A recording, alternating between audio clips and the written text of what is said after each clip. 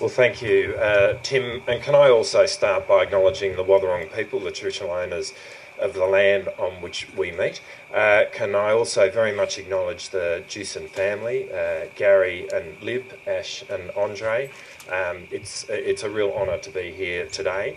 And can I also acknowledge Lepakoa? It's fantastic that you've been able to come here for the launch of this foundation. I know that the person meant to be doing this job tonight was Martin Sheen.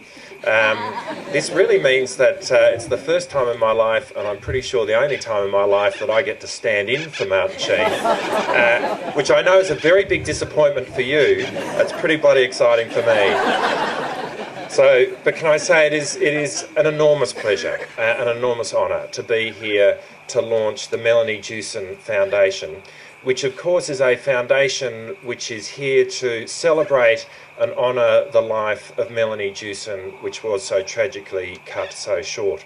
I didn't know Melanie, but as I have read much about her over the last few months, I have come to learn that she was a remarkable human being, a person who had an enormous zest for life, a person who loved to perform, a person who loved, who danced and sung like an angel, a person who obviously had very much the love and the respect of her peers, being chosen as the school captain of Western Heights College back in 2003. She was obviously an incredible communicator in voice, in performance, in song, but also very much in the written word. I read a remarkable short piece of writing on the website, which I'm sure a lot of you here have also read, which is a short piece of writing by Melanie, which describes an event. I think it was a performance, but ultimately it describes her passion for music, and it describes, at the end of the day, her love for her father. And I defy anybody to read that piece of writing with a dry eye. And what it says about its author is that she was clearly a person of enormous intelligence, but she was also a person with enormous empathy for other human beings, a person who had enormous emotional intelligence. And it's really that compassion and that empathy for other people which I think is at the heart of the Melanie Jewson Foundation, and which speaks so much about Melanie herself. In 2003, as you all know, Melanie went with Lib to Vanuatu, where she spent some time in the Villa Central Hospital doing very good work there. And she came back full of a sense of passion about wanting to help the people of Vanuatu. And what's evident to me is that she obviously came back having been bitten by the Melanesian, by the Pacific bug. And that is something that I can speak a little bit about. It's something that I do know a little bit about. Because in a sense, this is where mine and Melanie's paths crossed, albeit that they were separated by the better part of a decade. Melanie was the one who got there first. But last year, I was having dinner with Gary at Parliament House at an annual event, when Gary asked me whether in my role as Australia's Parliamentary Secretary for Pacific Island Affairs I ever visited Vanuatu. And as it turns out, I had just come back from Vanuatu, and yes, Vanuatu is a place that I visit on many occasions. Vanuatu is a country where thousands of Australians every year get so much pleasure because it's a tourist destination, and that's a wonderful thing. It's a wonderful thing for those Australians, actually a wonderful thing for the Vanuatu people. But behind that veneer of a tourist destination is indeed a very poor country. The UN define it as one of the least developed countries in the world, but it is, as has been described, a remarkable country. Life is lived in Vanuatu in a way that it is simply not lived anywhere else in the world. But it is a place of great need. And there is need throughout the world, but some places get more attention than others. And sadly, I think charities in Australia will say that when there is a natural disaster or a tragic event in the Pacific, they often find it harder to raise money for the Pacific than they do if that event happens in a place such as Africa. Which is why, of course, it's so fantastic that what we have in the Melanie Jewson Foundation is a foundation which is wholly devoted to the Pacific, indeed wholly devoted to one country within it, being Vanuatu. The most significant thing to date that the foundation has done has been to build the Melanie Jewson Memorial Chapel. And a couple of months ago, when I was last in Vanuatu, I had the real pleasure of being able to visit the chapel. And I'm very happy to be able to tell you it is a gorgeous building, as has been described to you, but it's also a building which is very much cared for, which is looked after. Indeed, I was in Vila a couple of days after a cyclone had just gone through Vila. And there is a sort of a roof over the gate to the entrance of the grounds of the chapel, which is precisely the kind of thing which can often be lifted up in the middle of a cyclone and destroyed, but in the process of that hit other things. But it had been quite appropriately taken off its sort of mantle, strapped to the ground. The rest of the building had been strapped down in a good way, and as the cyclone had passed through, the chapel went untouched. Point of telling you that is that it's an example of the fact that this is a building which is very much being cared for. It is very utilised. It is a building which is doing great work for the Vila Central Hospital, and it is a wonderful thing to support. But it's also a building which is in the tropics, and in the tropics, buildings wear hard. There is one of the beams has got a borer infestation in it. That's just life. That's what happens in the tropics. But it's also why the ongoing work of the foundation is going to be so important, because it does cost money to maintain a building of that kind. But it is a really important thing to do, because it is a building which is getting so much use. But it's not just, as we have seen, the building which is the focus of the Melanie Jewson Foundation.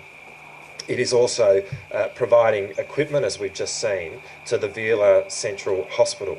And it's also about trying to enable more students to study at a primary school level without having to pay school fees, and there are school fees at a primary school level, which is such an inhibitor to kids going to school in the first place. When I read the objectives of the foundation, I was immediately impressed at how smart and how intelligent and how well focused these objectives are, because they go to precisely the need which is required in Vanuatu. It is actually precisely what the Australian government is also attempting to do, focusing on health, focusing on education, because nothing is going to change life more, nothing is going to change the world more for Vanuatu than having its next generation educated in a way that builds skills that can contribute to the country, and that enable those skills to be fulfilled through having a healthy population founded on a very functioning health system. So having a foundation which is dedicated to health and to education in Vanuatu is just a wonderful thing. And I make one other point about the Pacific more generally, and that is that if Australia is not going to care about the Pacific, it's unlikely that any other country will, or any other developed country will. And it's so important, therefore, that we do. And in terms of our international reputation, we are rightly judged, for good or for ill, by what we do and how we behave in the Pacific. And so, in commending the Melanie Jewson Foundation on what it is doing for Vanuatu, I would also very much like to make the point that it is doing a great thing for our country, Australia, as well, in contributing to the work that we do in Vanuatu. I'm here to tell you that the Melanie Jewson Foundation is doing wonderful things, and that comes from the very inspiration that Melanie had herself by being bitten by the Melanesian, by the Pacific bug, and coming back to Australia with it, is an enormous testament to Melanie herself. When I look at the photos of Melanie on that website, what I see as a young woman at the outset of her adult life is almost distilled potential. And I can't imagine what the effect of this has been on the Jewson family. It obviously, the idea of her being distilled potential adds to the tragedy of Mel being taken from us so early. And I really can't fathom why something of this kind would happen to somebody like Mel. And no doubt that question has been wrestled with by the Jewson family every day since 2004. But while I don't understand that, what is very clear to me is that everything that has been done since by the Jewson family, and indeed all of you who have supported them, is to try and make sure that there is a positivity about, or that is fashioned from this tragic event. When I was reading the website last night, there was a quote which I want to read to you, and you've probably heard it before, which was in a letter from one of the fathers of Mel's friends to the Jewson family, where it said, "Mel's death has ignited thoughts of faith in the minds of so many that would not have ordinarily thought about faith and eternal life." I'm sure that that is a sentiment that Melanie would have liked to have heard. I'm sure that is a sentiment that is appreciated by the Jewson family. You know, from my point of view, as I was reading the website again last night, I was reading it before my family came home actually, and inevitably I was at the desk crying when I was reading it. It meant that when my family came home that night, all the kids got a much bigger hug than they might have otherwise got from their father, and that is a reminder to me, and indeed to all of us, about what's so important in life. Our family, my children, my wife, that the most important thing I will ever do will be the father to my kids and the husband to my wife. That is a wonderful thing. And of course, the work of the Melanie Jewson Foundation is a wonderful thing. And that such wonderful things have come from such a terrible event is indeed truly inspirational and utterly incredible. And it's really on that point that I guess I want to finish, because none of that would necessarily have been inevitable. But it's occurred because, in my view, of the incredible courage of the Jewson family, of Gary, of Lib, of Ashley and Andre. In my role, I have the enormous privilege of seeing human courage displayed in many forms. But I don't think I have seen as courageous an act or met as courageous people as I have in meeting the Jewson family. And so, of course, the principal focus and the principal tribute of the Melanie Jewson Foundation is to Melanie Jewson herself. But in my mind, it is also very much a tribute to the enormous courage of the Jewson family and what human courage can achieve. The Melanie Jewson Foundation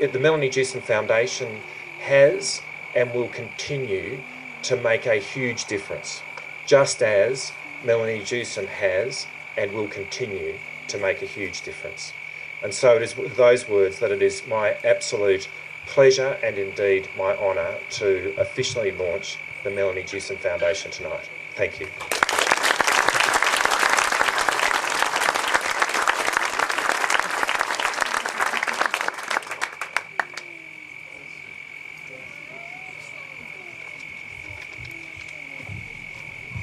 Graham, are you around, our official photographer? Just so we can grab this moment, that'd be great.